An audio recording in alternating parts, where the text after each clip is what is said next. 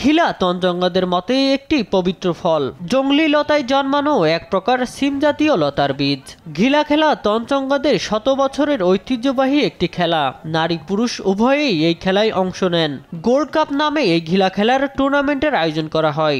দেশের পরিস্থিতি উন্নতি হওয়ায় এবার বান্দরবানে গোল্ড কাপ টুর্নামেন্টে ৩ পার্বত্য জেলার ৩৭টি দলের নারী পুরুষ অংশ নেয়। শনিবার সন্ধ্যার পর শুরু হয়ে সাংস্কৃতিক অনুষ্ঠানের পাশাপাশি এই ঘিলা খেলা চলে গভীর রাত পর্যন্ত। ৩ পার্বত্য জেলা মিলে আজকের এই ঘিলা খেলা আয়োজন করা হয়েছে এবং তঞ্চঙ্গা জাতির মিলন মেলা বললে চলে। ঘিলা খেলাটা হচ্ছে আমাদের ঐতিহ্য ধরে রাখার জন্য, এটা হচ্ছে আদিম যুগ থেকে চলে আসছে। এদিকে একই দিন বিকেলে বান্দরবানের রেইসা উচ্চ বিদ্যালয় মাঠে এই গোল্ড কাপ টুর্নামেন্ট দেখতে যান অন্তর্বর্তী সরকারের আইন উপদেষ্টা ডক্টর আসিফ নজরুল। এ সময় তিনি বলেন, বাংলাদেশের সকল নাগরিকের সমান অধিকার। বর্তমান সরকার কাউকে ছোট করে দেখতে চায় না।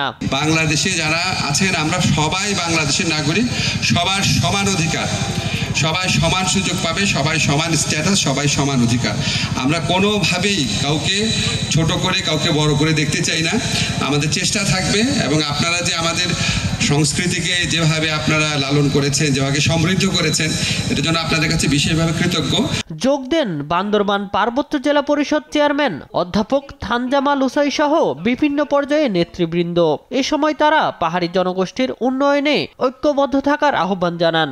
পরে রাতে অতিথিবৃন্দ ফিতা কেটে খেলা উদ্বোধনের পর জমে ওঠে উৎসবস্থল।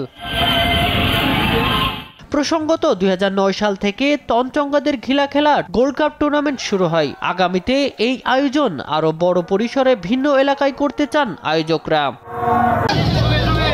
নিউজ ডেস্ক, দেশ টিভি।